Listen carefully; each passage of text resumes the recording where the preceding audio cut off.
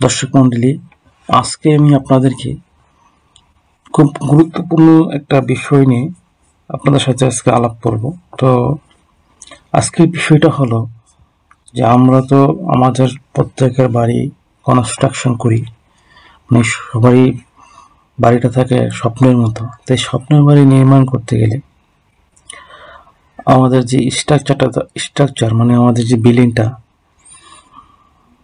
আমরা নর্মালি 100 বছরের জন্য করে থাকি,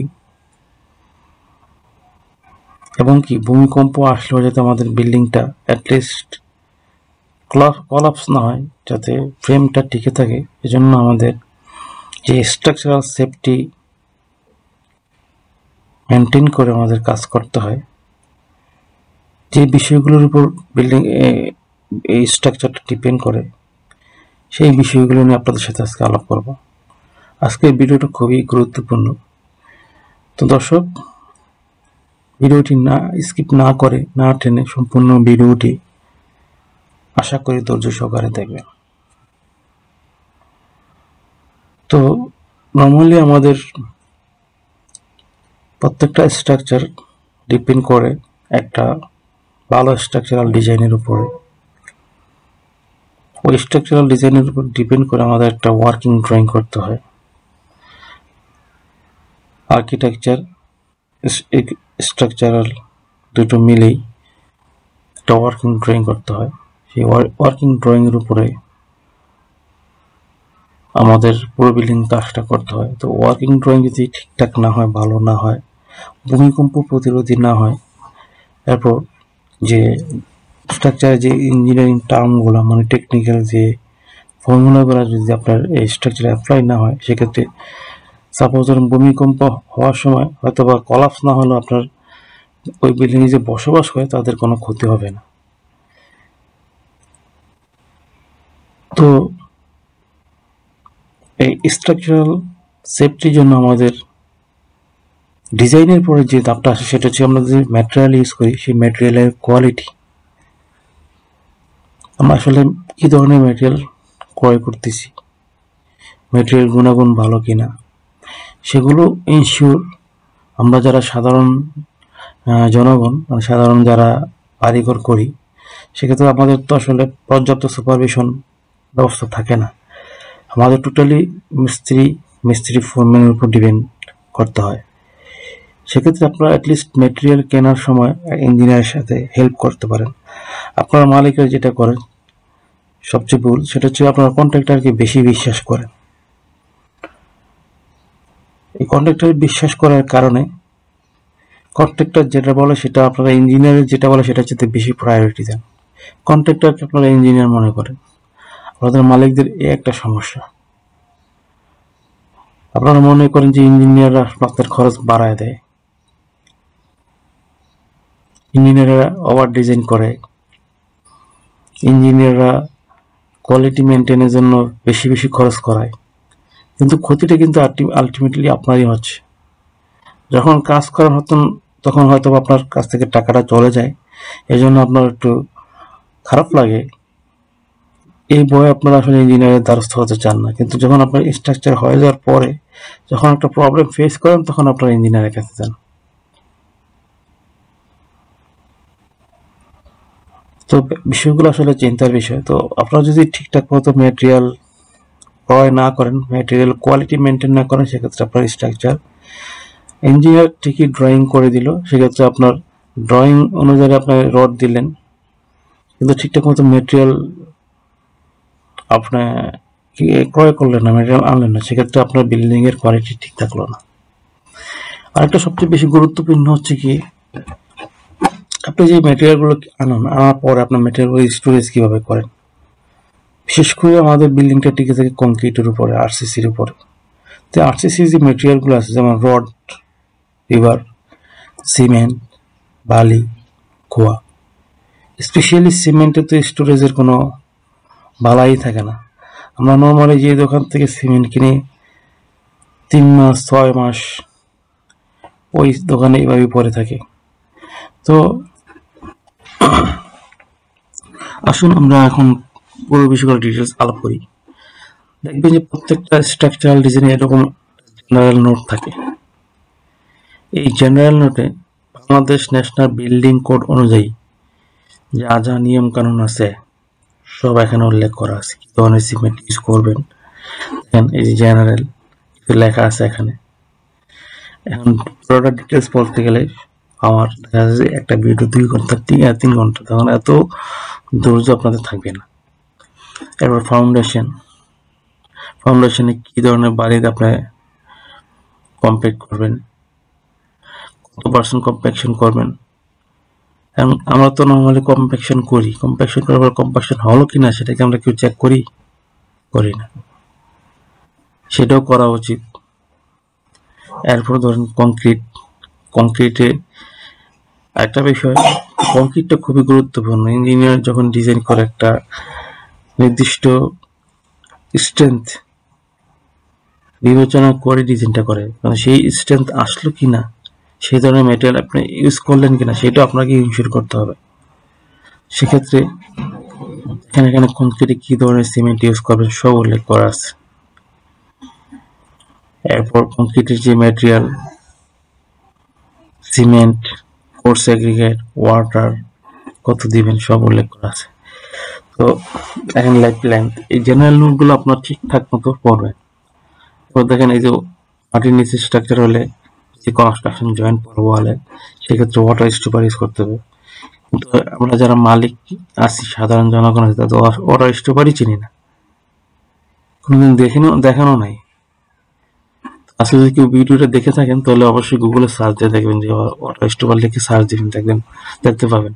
আপনারা যে ওয়াটার ট্যাঙ্ক করেন, ওয়াটার ট্যাঙ্কের বেসটা করার পরে ওয়ালটা যখন ওঠায়, আমরা কি ওই বেজের আর ওয়ালের কানেকশনে কোনো ওয়াটার স্টপার দেই না,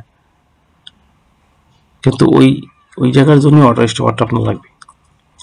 বিল্ডিং এর প্রত্যেকটা রিভার হুক দেওয়া লাগবে। যাই হোক, এখন আপনাদেরকে দেখাবো আসলে কিভাবে আপনারা স্ট্রেস করবেন। আমার কাছে কিছু স্লাইড আছে, কারণ জেনারেল নোট এরকম একটা আছে। এরপর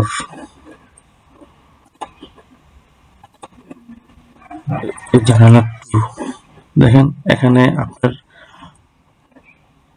স্ট্রাকচারের কিছু কি পয়েন্ট আছে, যেমন ধরুন বিম, কলাম, জয়েন্ট, স্ল্যাবের রিভারে নর্মালি আমরা বিমের উপর গিয়ে জাস্ট ছেড়ে দিই, ওয়ার দিয়ে বাঁধিও না।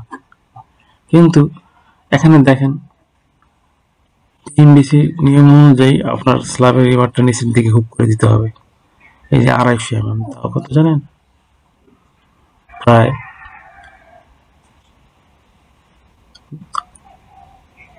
10 ইঞ্চি। এই যে ইনভার্টেড বিম হইলে 250, প্রায় 10 ইঞ্চির মতো আপনার উপরের নিচের দিকে হুক করে দিতে হবে। এরপর যে নিচের যে বটমাইজার যেটা আছে সেটা স্ল্যাবের থিকনেস থেকে প্রায় 6 ইঞ্চি মতো। ছাদ ঢালাই যদি 6 ইঞ্চি 5 ইঞ্চি হয়, সেক্ষেত্রে উপরের কভারিংটা আপনি বাদ রাখতে পারেন। তো এই জেনারেল নোটগুলোতে আপনার ডিটেল সব দেওয়া আছে। আপনারা যদি না বোঝেন, ইঞ্জিনিয়ারের সাথে আলাপ আলোচনা করে কোথায় কি ধরনের মেকানিজম ইউজ করা লাগে সেটা আপনারা জেনে নেবেন। এটা আসলে আপনাদের স্ট্রাকচারের জন্যই ভালো হবে।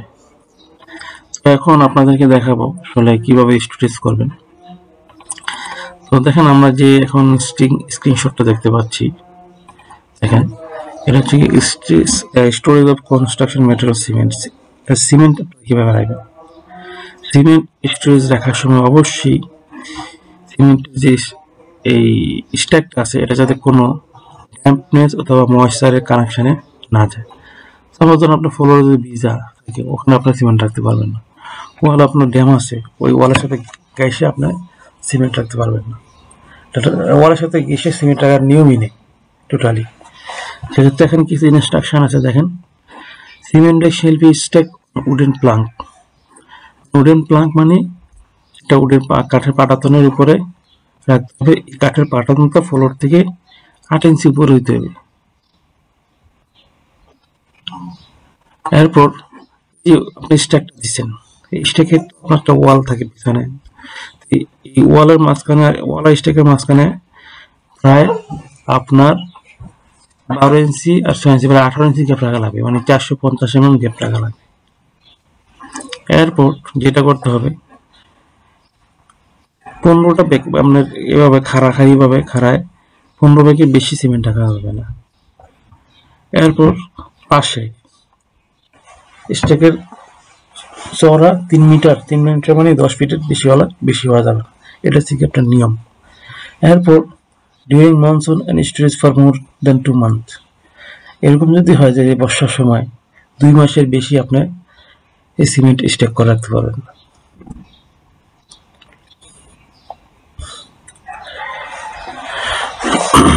তো এই হচ্ছে কি আপনার স্টক করার নিয়ম।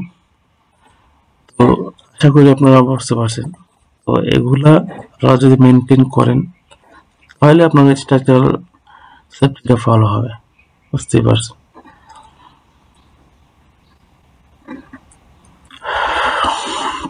এই যে এইভাবে রাখতে পারেন, এত ডিটেলস আপনারা না রাখতে পারার চেষ্টা করেন। আপনার রিভারগুলো তো আসলে আমাদের স্টোরে বেশি একটা রিভার থাকে না। যাই হোক, অ্যাটলিস্ট রিভার রাখার সময় গ্রাউন্ড থেকে মিনিমাম 200 mm মানে 8 ইঞ্চি ফাঁকা রাখবেন। এই 8 ইঞ্চি জায়গাটা কোনো একটা কাঠ অথবা যেভাবেই হোক 8 ইঞ্চি গ্যাপটা রাখতে হবে এই রিভার যদি আপনি স্ট্রেস করতে চান। এরপর ম্যাটেরিয়াল স্ট্রেস করার পর যে জিনিসগুলো আসে সেটা হচ্ছে কি আপনার মিক্সিং রেশিও। আমাদের দেশে আসলে প্রচলিত কিছু রেশিও আছে, এর বাইরে এইগুলো আসলে আমরা অ্যাপ্লাই করি, ঠিক আছে, কিন্তু এগুলো অ্যাপ্লাই করা যথাসাধ্য সঠিক হয় না। কারণ কি, প্রত্যেকটা এরিয়ার আবহাওয়া আলাদা, এরপর ভৌগোলিক অবস্থান আলাদা, ওয়েদার আলাদা।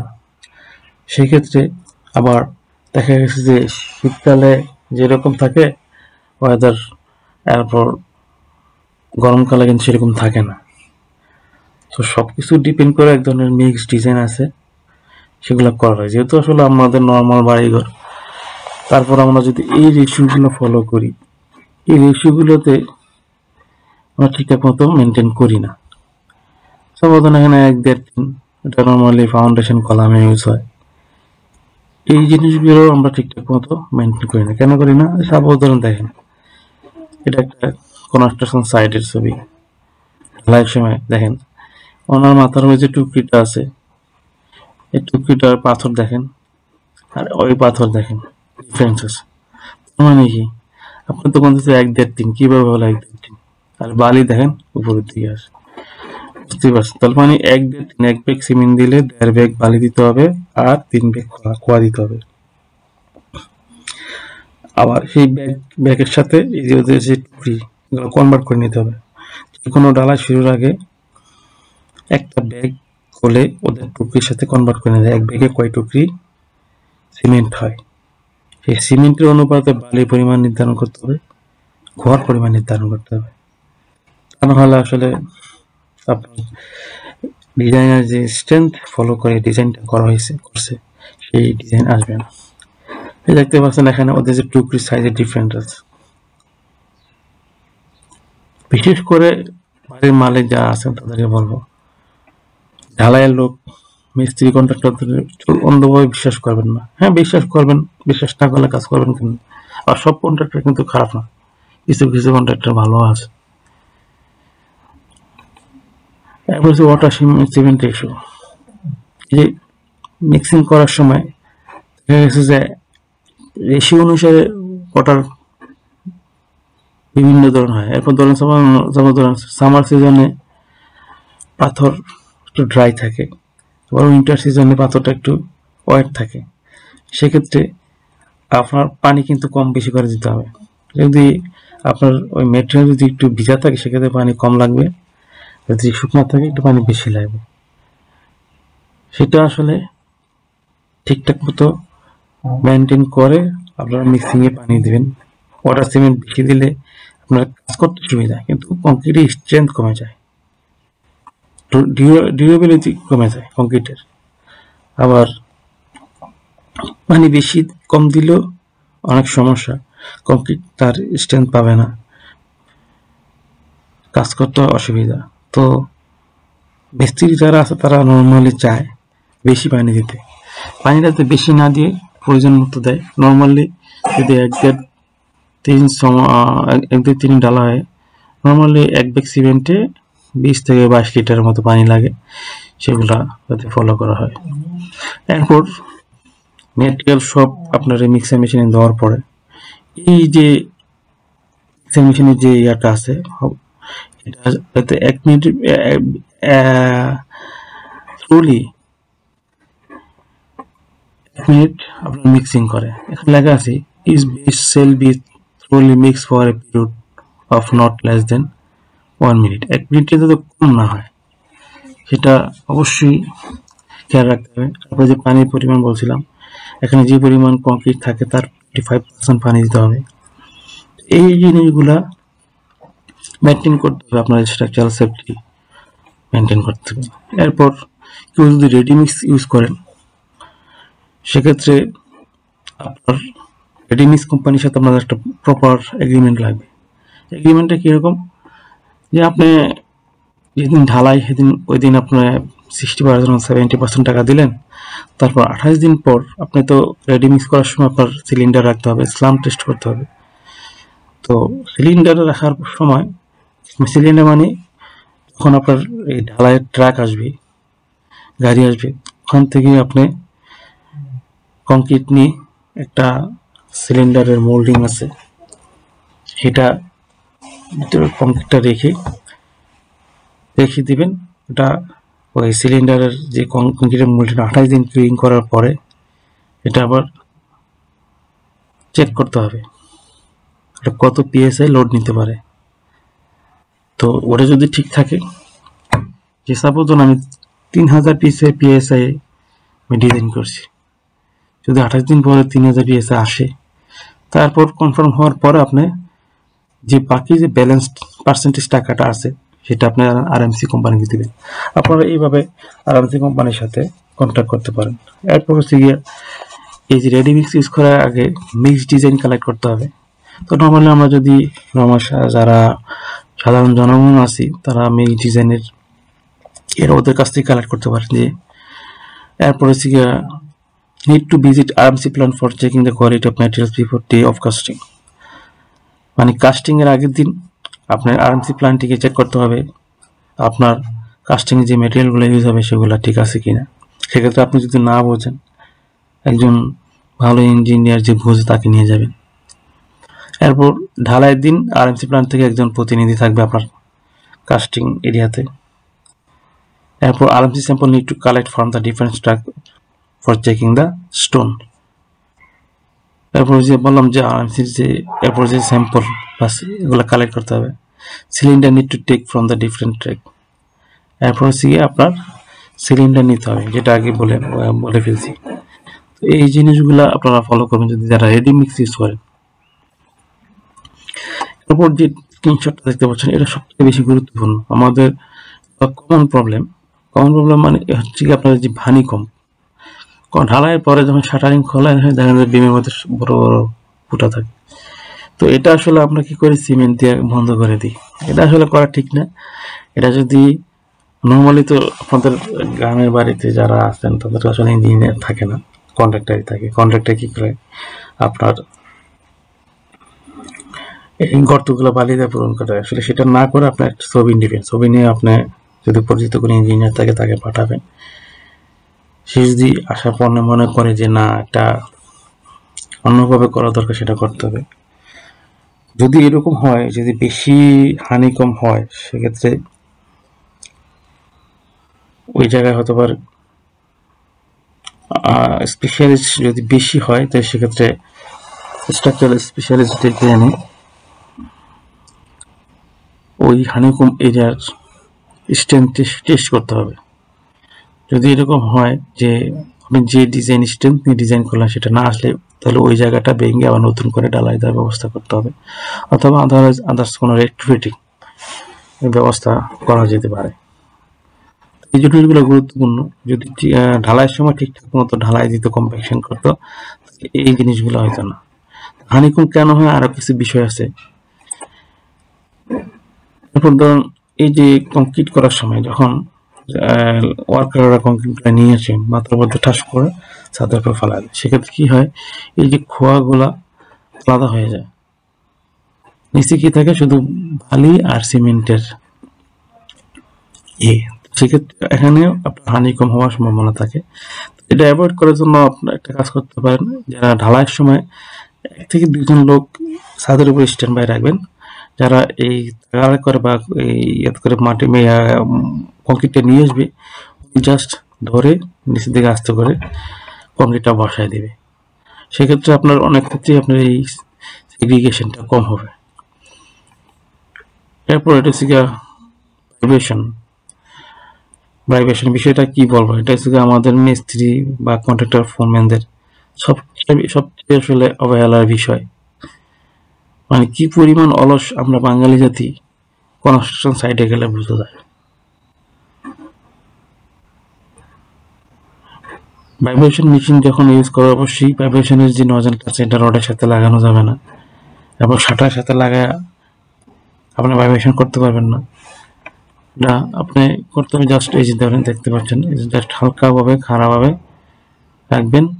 এই যে এখানে আপনার যে ছাদের যে তলা আছে স্ল্যাব থেকে 1 ইঞ্চি উপরে রাখবেন, রেখে জাস্ট ঢোকাবেন, কিছুক্ষণ ভাইব্রেশন করে আবার উঠে ফেলবেন। এই যে দেখেন কিভাবে করেছে, এখানে প্ল্যান আছে। হানিকম হওয়ার এই যে বিষয়গুলো আছে, এই যে দেখেন ঢালাইয়ের সময় এগুলা কিন্তু আসলে নর্মাল পানি না, এটা সিমেন্টের পানি, সাথে কিছু বালিও থাকে। এই যে হানিকম দেখবেন যে শাটারিং খোলার সময় দিন হানিকম পড়েছে, যদি আপনার সিমেন্ট পানি বেরিয়ে ওই জায়গাটা ফাঁকা হয়ে যায়। দেখেন শাটারিং ঠিকঠাক মতো করতে হবে। শাটারকে আর যদি লিক প্রুফ না করতে পারেন, সেক্ষেত্রে আপনার স্ট্রাকচার স্ট্রেংথ হবে গেইন হবে না, আপনার স্ট্রাকচারটা দুর্বল হয়ে যাবে। আর এই যে একটা বিষয় দেখেন, আমরা কি করি, বিশেষ করে ম্যাট অথবা ফুটিং ঢালাইয়ের সময় একদিক দিয়ে পানি সাকশন করি, মানে পানি সেচি আর একদিক দিয়ে ঢালাই দিই।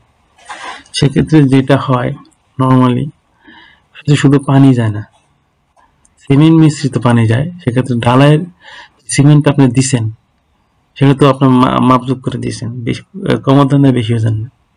যখন আপনি ঢালাই দেন, তখন ঢালাই থেকে সিমেন্টের পানিটা আপনার মেশিন দিয়ে বেরিয়ে যাচ্ছে, মানে কি আপনার ঢালাই থেকে আপনার সিমেন্টের পরিমাণটা কমে যাচ্ছে। এই বিষয়গুলো খেয়াল রাখতে হবে, এটা তো দেখাইছি। এবং আরেকটা বিষয় সবচেয়ে বেশি গুরুত্বপূর্ণ, এটা আমাদের দেশে একটা বাজে প্র্যাকটিস, যে বেজের নিচে সোলিং করা লাগে। কেন রে ভাই, আর কি কোনো ওয়ে নাই? কেন লিঙ্ক কংক্রিট করে দিলে কি হয়, অথবা একটা মাস কংক্রিট, প্লেন কংক্রিট নিলে না বোঝেন সিসি করেন, সিসি আমাদের যেটা বলে সিসি রড ছাড়া 2 থেকে 3 ইঞ্চির একটা ঢালাই দিয়ে দেন নিচে। ঢালাই দিলে তো আর এই জিনিসগুলা এই বেজে মাটিটা আর এখানে লিক করার সম্ভাবনা। এখানে সোলিংটা ইউজ করার কারণে যেটা হচ্ছে, আপনি ঢালাই দিলেন, সিমেন্টের পানিটা কি হবে জানেন, এই যে সোলিং এর নিচে যে জয়েন্টে যে খোয়াগুলো আছে, ফাঁকা স্থানে ফাঁকা দিয়ে আপনার সিমেন্টের পানি নিচে চলে যাবে। সেক্ষেত্রে কি হবে, আমাদের কংক্রিটটা দুর্বল হয়ে যাবে। তো আপনারা চেষ্টা করবেন বীজের নিচে সিসি কাস্টিং দেওয়ার জন্য, সোলিং না করলে হবে। এরপর হচ্ছে কিউরিং। আমরা কি করি, কলাম ছাদে, আমাদের দেশে যেটা হয়, ছাদের কিউরিংটা আমরা ঠিকঠাক মতো করতে পারলেও কলামের কিউরিংটা আমরা ঠিকঠাক মতো করতে পারি না। কলামের গায়ে হাসিয়ান ক্লথ মানে চট বিছাই দিই, পরে সকালে একবার দিই পানি, বিকালে একবার দিই, সারাদিন মতো। কিন্তু এই সারাদিন তো রোদ উঠলে তো চট শুকিয়ে যায়, তখন উল্টে আরো এই কলামের কলাম থেকে পানি শোষণ করে নেয় এই যে চট। সেক্ষেত্রে আপনি ডেইলি মিনিমাম 7 দিন, মিনিমাম 7 দিন আপনার এই চটগুলো ডেইলি 4 থেকে 5 বার করে আপনি ভিজাইতে হবে। এই থেকে আপনার তিনবারে পানি দিয়ে হয় না। এরপর যে বিষয়টা সবচেয়ে বেশি গুরুত্বপূর্ণ আমাদের দেশে, কিকার অ্যাকচুয়ালি এটা বিদেশে আমি ছিলাম, বিদেশে কি কাজ করে না, কারণ কি অ্যাকচুয়ালি একটা কলামে বিল্ডিং এলিমেন্টে কনস্ট্রাকশন যত কম জয়েন্ট যত কম হবে ততই ভালো। তো দেখতে পাচ্ছেন যে একটা কলাম করতে গেলে মানে কয়টা জয়েন্ট পড়ে, নিচে একটা, মাঝখানে একটা, 2 লিফটে যদি ঢালাই দিই এবং 3টা। তো যাই হোক, আমরা কলামের লোকেশন ঠিক করার জন্য আসলে শাটারটা ঠিকঠাক করার মতো আমরা কি কাটটা করি, কি করি মাত্র 2 ইঞ্চি ঢালাই দিই। এটা কখনই ঠিক না, 2 ইঞ্চি ঢালাই দেয়। 2 ইঞ্চি ঢালাই আপনি কম্প্যাকশন করেন কিভাবে, আর কংক্রিটের কোয়ালিটি কিভাবে মেনটেন করেন আমি বুঝি না। সেক্ষেত্রে কি কাটা যদি মিনিমাম 6 ইঞ্চি হয়, মিনিমাম 6 ইঞ্চি থেকে 12 ইঞ্চি দিলে আরো বেটার। আর যদি কেউ না করে কিকার না করে কলাম সোজাসুজি ঢালা দিতে হয়েছিল তাহলে আর বেশি ভালো।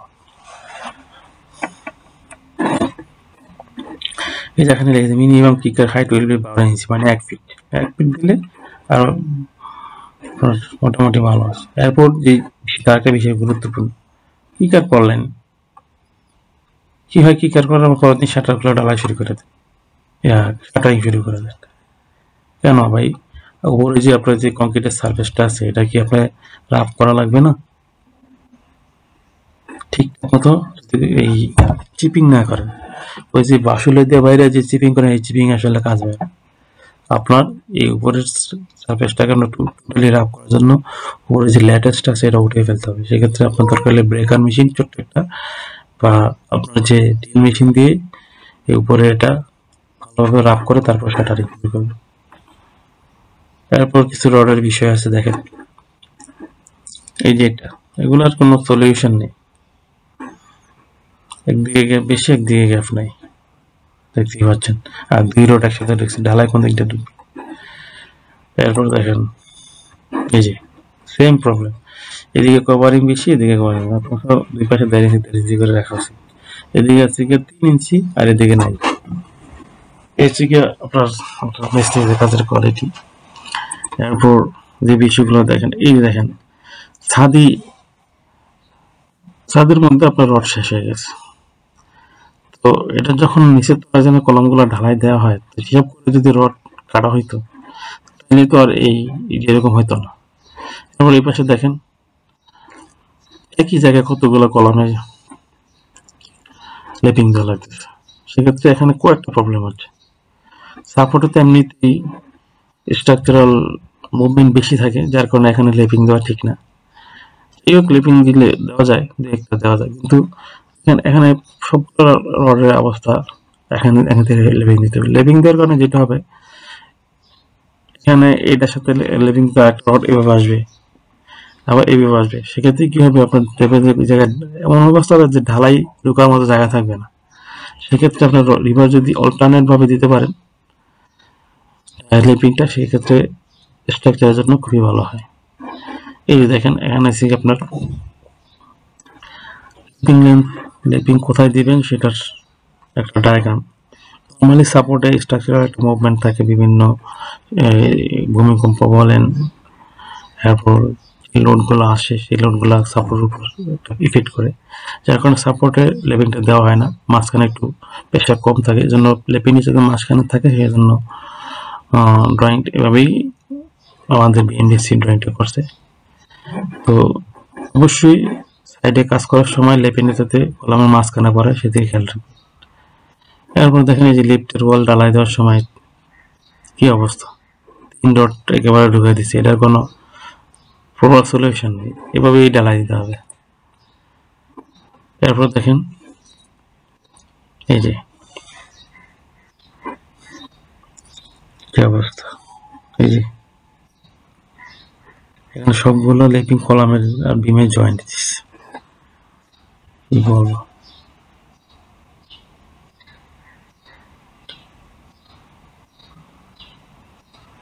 তারপর আরেকটা ব্যাপার হচ্ছে যে এই যে কলাম ঢালাইয়ের সময় যেটা করছে, মানে কলামের রড কিন্তু সোজা নেই, একদিকে কভারিং বেশি ছিল একদিকে কম, যার কারণে যেটা হচ্ছে বিমের রড আর কলামের রডের ভিতরটা দিতে পারে না। কারণ কলামের রডের বাইরে দিয়ে নিয়ে গেছে। এটা খুবই গুরুত্বপূর্ণ মারাত্মক ভুল। অবশ্যই বিমের রিভার যাতে কলামের রডের মাঝখানে থাকে। এখন আপনার বিম ফালাই দিলেন, ছাদ ঢালার আগে ইঞ্জিনিয়ারকে নিয়ে গেলেন, মানে ইঞ্জিনিয়ার গিয়ে থাকলে এই অবস্থা। ইঞ্জিনিয়ার এটা কি সলিউশন দেবে বলে? সলিউশন আছে? হয় বিমের রড কাইটটা লেপিং দিয়ে জয়েন্ট দিয়ে ভেতর দিয়ে ঢুকে করতে হবে, আদারওয়াইজ যেভাবেই ঢালাই দিতে হবে। আরেকটা বিষয় আপনারা যেটা করতে পারেন, বিম যখন বাঁধা শেষ হওয়ার পর আপনারা ইঞ্জিনিয়ারকে ডাকবেন। ইঞ্জিনিয়ার চেক করে যদি বলে যে ওকে আছে, তাহলে আপনারা বিমটা নিচে ফেলাবে, মানে যে ঢালাই স্ল্যাবে ফেলাবে। আদারওয়াইজ এরকম ভুল হবেই। এরপর যেটা হচ্ছে কি বিম টু বিম কানেকশন, যেটা এখন আমাদের দেশের আর্কিটেকচারালের কারণে বিমের উপর বিম ডিজাইন করা লাগে। সেক্ষেত্রে যে জিনিসগুলো হয়, এমনিতে এখানে একটা পয়েন্ট লোড সৃষ্টি হয়। এরপর দেখেন এখানে এই যে এখানে কোনো রিং নেই, এই দেখেন এই রিং 1 2 3 রিং এখানে একদিকে ঘুষে রেখে দিছে। অথচ এখানে রিংটা মিস্ত্রি ইচ্ছা করলে একটু দিতে পারতো, ওদের কষ্ট হবে, একটু সময় লাগবে, এজন্য দেয় না। অবশ্যই এখানে এই জয়েন্ট গুলাতে ঠিকঠাক মতো বাঁধতে হবে, আদারওয়াইজ সমস্যা আছে। এরপর এটাও একই অবস্থা, দেখেন কোনো রিং দেয়নি। এরপরে যে কলাম টু বিম জয়েন্ট, প্রত্যেকটা বিমের রডে একটা টপ বলেন আর একটা বটম বলেন, সব রডেই আপনারা হুক দিতে হবে। হুক ছাড়া কোনো ঢালাই হবে না, এটা মেনটেন করতে হবে। দেখেন এখানে দেখেন এই যে একটা টপে হুক দেয় নাই, আর এখানে কি করছে, এই হুকটা একেবারে এই বিমের শাটার গায়ে লাগাই দিছে। এটা তো আসলে একবারে পুরো ওয়ার্কম্যানশিপ যেটাকে বলে। কেন এই হুকটা এই যে কলামের যে মেইন রড আছে না, এটা এখানে এসে ব্যাংকের নিচে থেকে দিয়ে দিলে, মানে আপনার এই বিমের যে হুকটা, বিমের রডের হুক থাকবে আপনার কলামের ইন পর্যন্ত, কলামের রডের ইন পর্যন্ত। কলামের ভার্টিক্যাল যে রড আছে ওখানে এসে আপনার হুকটা নিচের দিকে চলে যাবে। এরপর যে বিষয়গুলো আছে, আমাদের সাইডে কাজ করার সময় আমাদের কিছু সেফটি মেনটেন করতে হবে। যদি মেনটেন না করি সেক্ষেত্রে অ্যাক্সিডেন্ট হওয়ার সম্ভাবনা অনেক বেশি থাকে। যেমন ধরুন এই যে এইভাবে ওর কি সেফটি আছে, যে কোনো সময় ঠাস করে নিচে পড়ে যেতে পারে। সেক্ষেত্রে কি হবে, হয় যদি এখানে পড়লে হয়তো বা মাইনর ইঞ্জুরি হবে, হাত ভাঙবে, পা ভাঙবে। আর যদি বিল্ডিং এর বাইরে থেকে নিচে পড়ে হয়তো ঠিক। এই যে দেখেন সেফটি আছে, কোনো সেফটি নেই। এখানে যদি একটা স্ক্যাফোল্ডিং অথবা টেবিল অথবা হার্নেস ইউজ করা যায় তো রডের সাথে অ্যাঙ্কার করে, তাহলে তার এই জিনিসগুলো করলাম। এগুলো যারা সাইডে থাকবেন তার জিনিসগুলো খেয়াল রাখবেন। এই যে দেখেন এই যে পাইলিং এর উপরে কিভাবে কাজ করতেছে, এটা পুরোই আনসেফ। আর সেফটি ফর ফর্মওয়ার্ক যদি ঠিকঠাক মতো না হয় তাহলে আপনার বিল্ডিং এ আমার খুব এরকম হবে। দেখেন কি অবস্থা, এখানে নেল ইউজ করা নেই, there is no nail support of box bottom। এই যে এবার হচ্ছে দুর্বল প্রপস, আমরা তো বাঁশ ইউজ করি, বাঁশগুলো যদি ঠিকঠাক না হয় এই ধরনের সমস্যা হবে। তো দর্শক আজকে এই পর্যন্তই। তো আশা করি আপনারা ভিডিওটি দেখে অনেক উপকৃত হবেন, অনেক ইনফরমেশন গ্যাদার করবেন। আপনারা চেষ্টা করবেন আপনাদের সাইট আপনাদের বাড়ির কাজের সময় এই জিনিসগুলো ফলো করতে। আশা করি আপনারা আপনাদের বাড়ি ঠিকঠাক মতো কোয়ালিটি মেনটেন করে কাজ করাবেন। তো ভিডিওটি আজকে এই পর্যন্তই। আসসালামু আলাইকুম, টাটা, বাই বাই। দর্শক, যদি আমার ভিডিওটি ভালো লাগে অবশ্যই আমার চ্যানেলটি সাবস্ক্রাইব করবেন, আর পাশে যে বেল আইকনটি আছে সেটাতে ক্লিক করে আমার ভিডিওর সাথে আপডেট থাকবেন। আর ভিডিওটিতে লাইক কমেন্ট যা আছে সব করবেন। আসসালামু আলাইকুম।